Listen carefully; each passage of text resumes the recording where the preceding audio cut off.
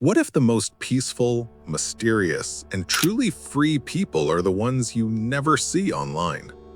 They don't post selfies, they don't share where they've been, what they ate, or how they feel. Yet somehow they live, maybe even more deeply than those who document every moment. In a world addicted to visibility, they've chosen invisibility, not out of fear, but out of freedom. Today, we'll explore the psychology of people who don't post their photos on social media and uncover what lies behind their silence. As Alan Watts once said, when you stop trying to be somebody, you become yourself. This is not a story about hiding. It's a story about inner peace, authenticity, and liberation from the need to be seen.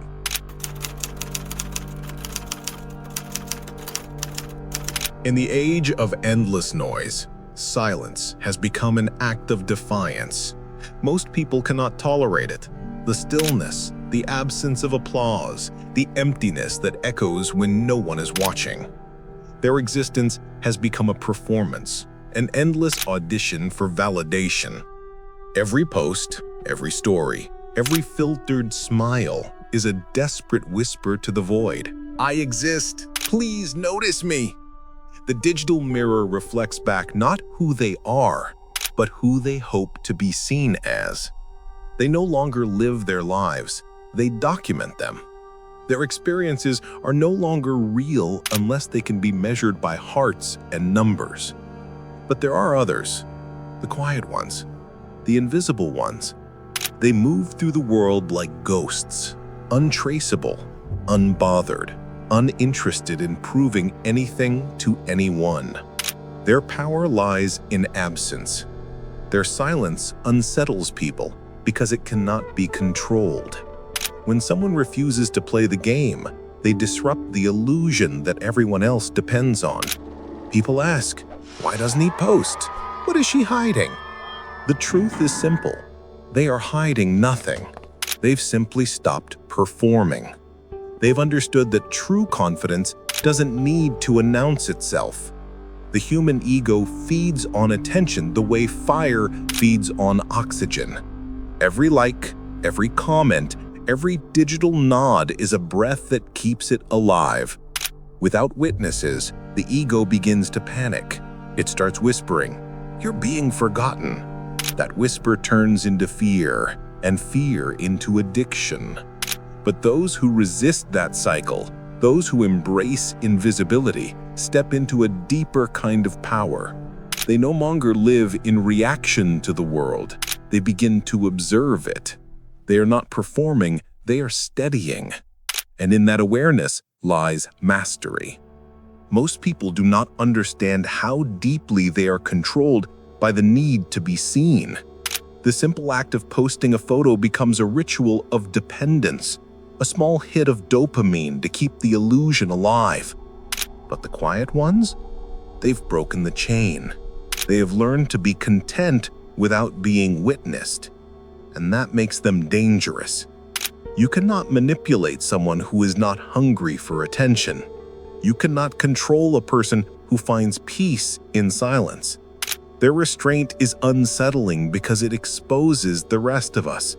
Their lack of display acts as a mirror, reflecting the desperation we try so hard to hide. They are free because they no longer depend on the gaze of others. They live for the experience, not the image. They see beauty, not an opportunity for content. They feel emotion, not a performance of emotion. While others chase visibility, they cultivate invisibility. And in that hidden space, they grow sharper, calmer, more self-contained. They possess something society has forgotten: the ability to exist without advertisement. Silence in the realm of dark psychology is not weakness, it's control. It's a deliberate withdrawal of information, a refusal to give others ammunition. People reveal who they are by what they post, by what they need to show. The ones who remain unseen guard their essence. They do not play by the rules of exposure.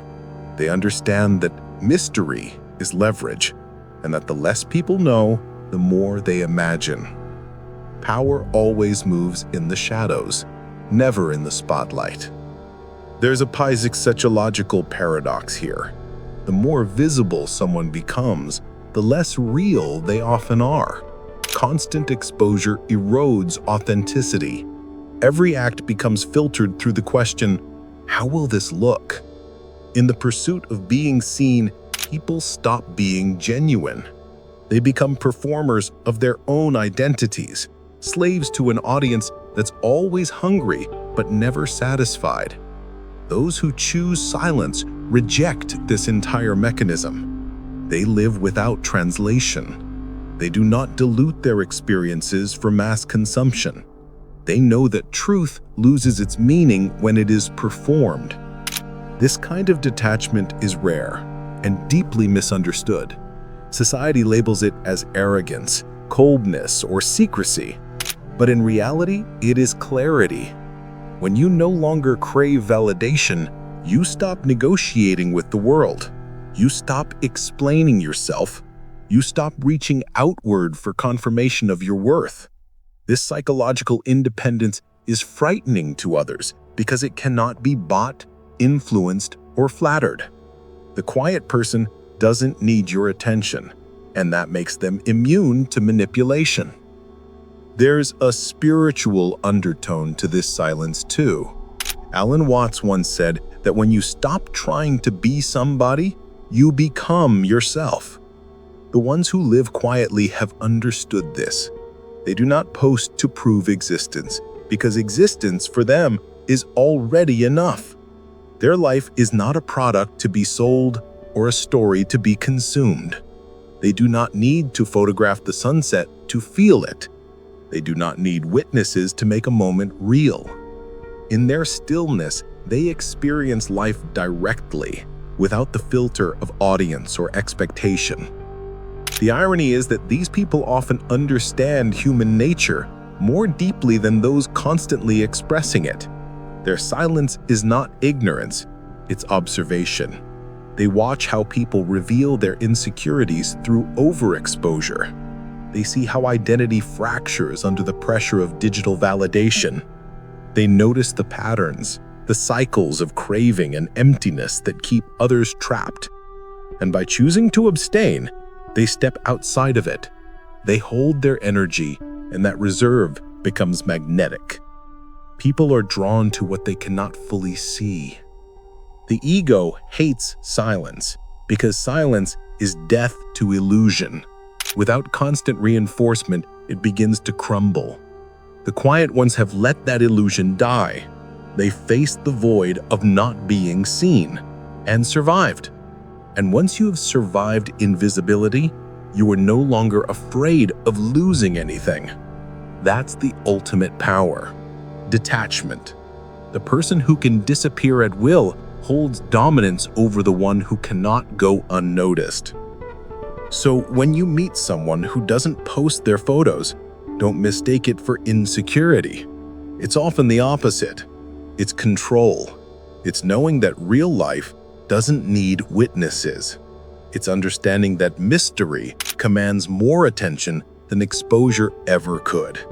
Silence, in the end, is the purest form of communication. It says, "I am enough, even when unseen." And that truth terrifies those who have built their worth on visibility. Their stillness is not emptiness, it's mastery. The calm that comes when you stop chasing shadows and start owning your own darkness. Because the ones who speak least often see most.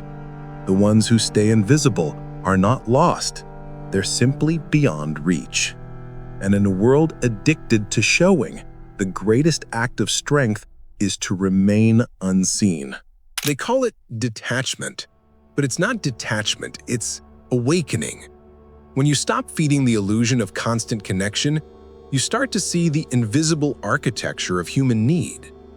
People believe they are social creatures by nature, but what they truly crave is reassurance. Reassurance that they matter.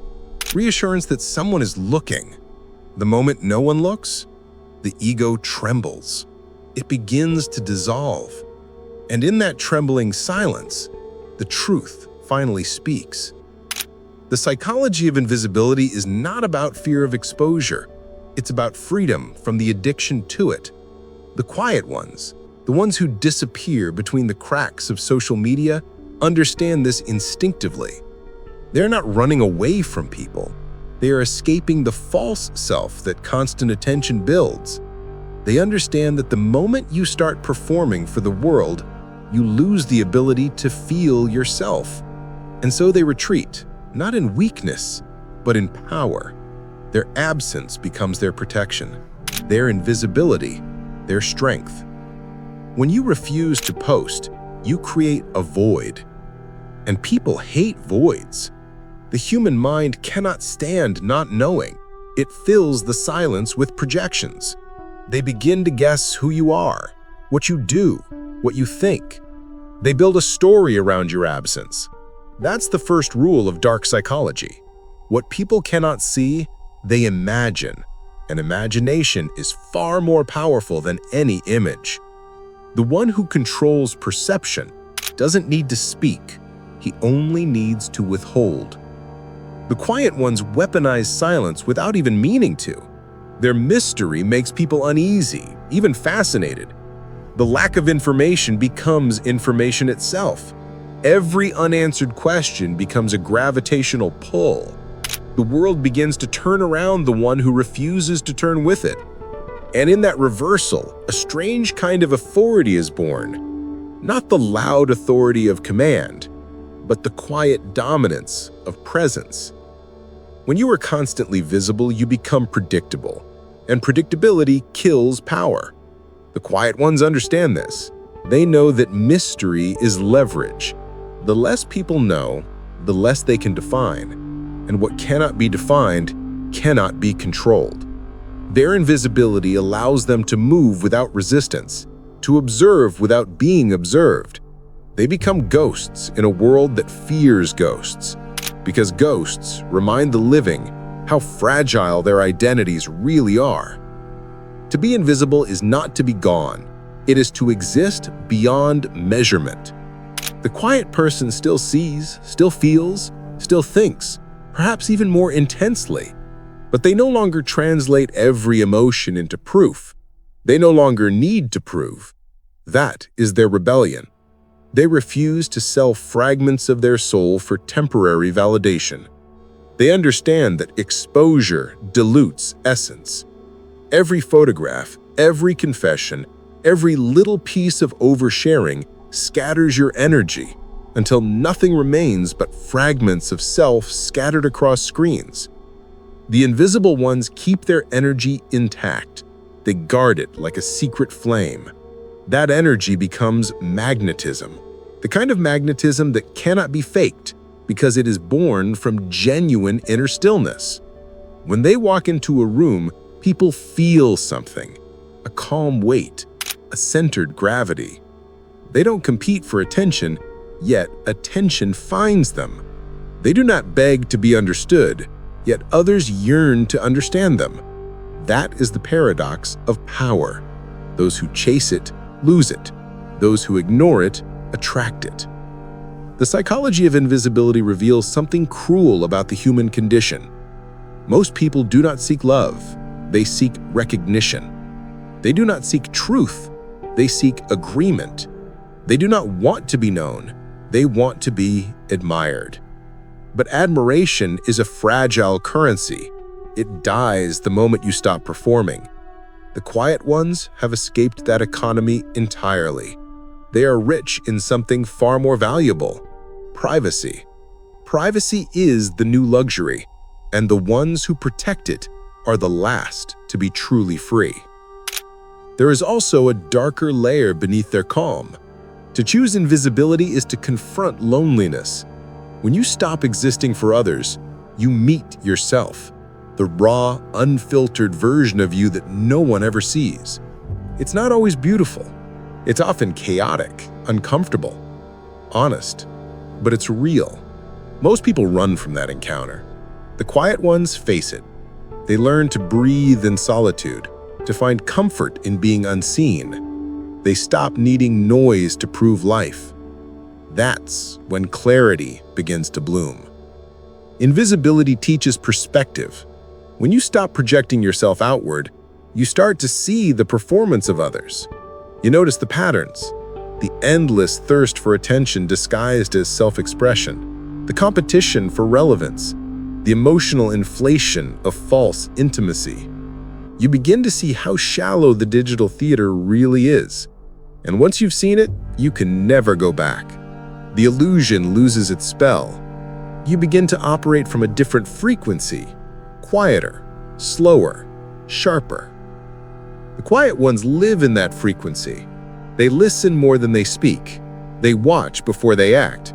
Their stillness is strategic. Their restraint is intelligence disguised as indifference. While others waste energy proving their worth, they conserve it, accumulating psychological gravity. People call them mysterious, but the truth is simpler. They are disciplined. They choose not to share because they understand that exposure is surrender. The less you reveal, the less you can be used. In a world addicted to transparency, concealment becomes power. When everyone is broadcasting their lives, the one who remains silent becomes mythic. Others start to project fantasies onto them, assigning depth, danger, or brilliance that may or may not exist. But perception doesn't need truth to have influence. The invisible person becomes a canvas for the world's imagination, and imagination is far more persuasive than reality. Alan Watts once said that when you try to define yourself, you limit yourself. The quiet ones embody that truth. They refuse to define themselves publicly because they understand that identity is fluid, not a brand. They evolve in silence. They transform without witnesses. And that makes their growth authentic because it's not performed, it's lived. They do not crave digital immortality. They accept transience. They know that being forgotten is not death, it's purification.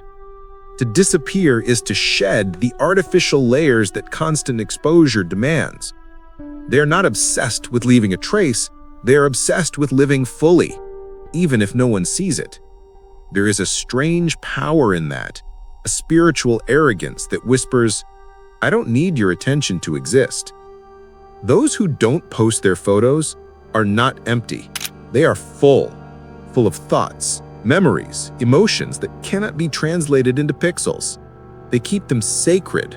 Their lives unfold quietly, but deeply. Their happiness is not public, their pain not performative.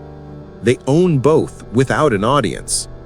In a culture that measures worth by visibility, that is the ultimate act of rebellion. So the next time you scroll through the noise and wonder about the ones who never appear, remember this: they are not lost. They are watching. They are awake. They have stepped outside the theater and are now observing the play from the shadows. And while the actors chase applause, the observers understand something far more profound: that real power does not come from being seen, but from seeing clearly. And in that seeing, they become untouchable. They call it freedom, but few have ever tasted it. Real freedom is not the ability to do whatever you want. It is the quiet realization that you no longer need to prove anything to anyone. It begins where performance ends.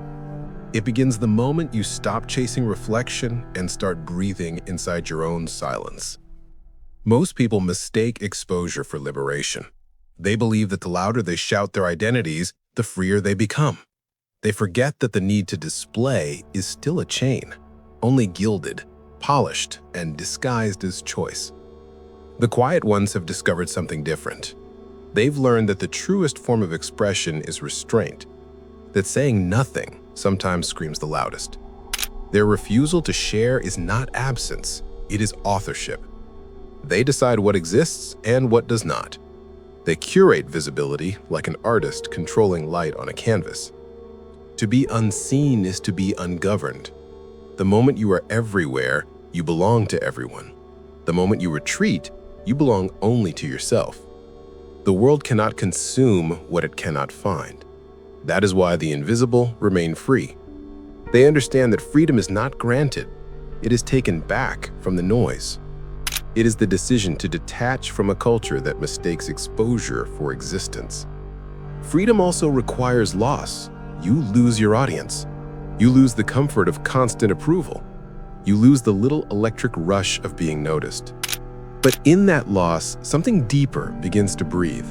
You start hearing the small voice that was buried beneath validation. You start feeling again, without commentary. The sunsets return to being sunsets, not content. The laughter becomes laughter, not performance. The moment becomes whole again. The quiet ones live in that wholeness. They no longer measure joy by witnesses. They do not need to photograph peace to keep it. They have discovered the oldest truth of all, that life only becomes real when you stop trying to capture it. Freedom is not a crown. It's the removal of one. It is not a conquest. It is surrender. It is the understanding that nothing is missing except the illusion that something should be. Society fears that kind of person. You cannot control someone who has stopped seeking validation. You cannot manipulate someone who is content in solitude. The algorithms are built to feed hunger, not fulfillment. But the quiet ones have stepped off the grid, mentally if not digitally. They consume without being consumed. They use the system without believing in it. They look at the spectacle of humanity, endless sharing, endless craving, and they see the pattern for what it is, a carousel of ego spinning in circles, and they choose to step off. Freedom has a strange texture. At first, it feels like isolation because all the noise falls away. You hear the echo of your own thoughts, unfiltered. You face the emptiness you once filled with reactions and applause. Many turn back at that stage. They rush again into distraction. But those who stay discover something extraordinary. The emptiness isn't empty at all. It's vast, fertile, alive. In that silence, creativity awakens. Intuition speaks. The mind stops shouting and starts listening. Alan Watts said that trying to define yourself is like biting your own teeth. The quiet ones understand this instinctively. They do not freeze themselves into identities. They shift, evolve, dissolve, reform. They allow life to change them without asking for permission.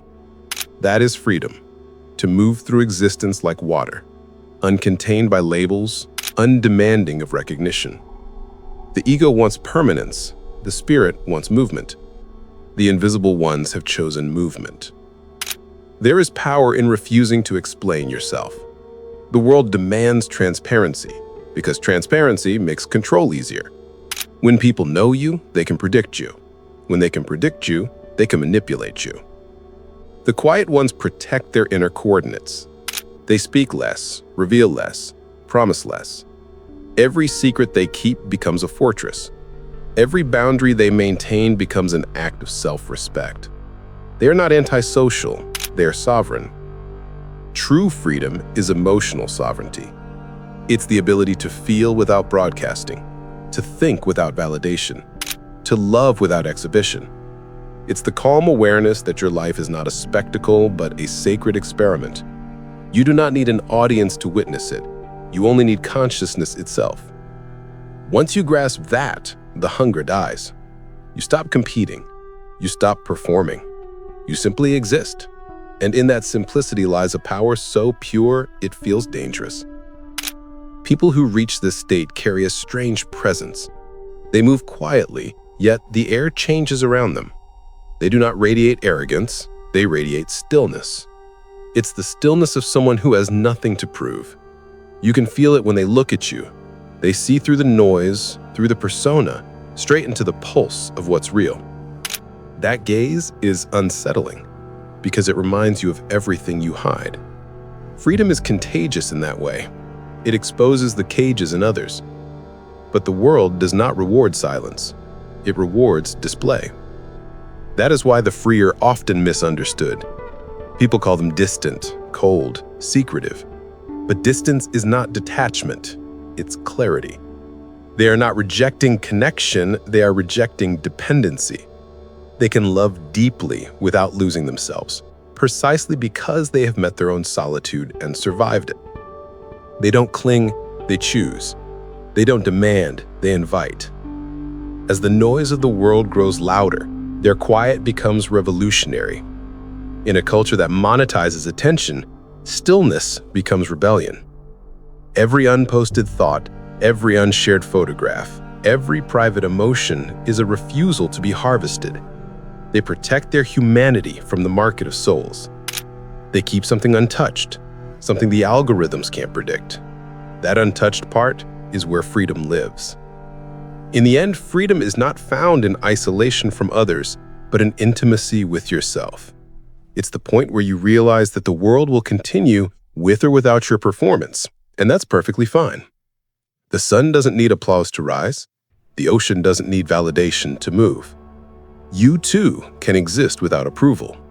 You too can be whole without witnesses. So the next time you scroll through endless faces and wonder about the ones who remain unseen, remember, they haven't disappeared. They've simply returned home to themselves. They're not against the world. They've simply stopped needing its permission to breathe. They've stepped out of the spotlight and into the source of light itself.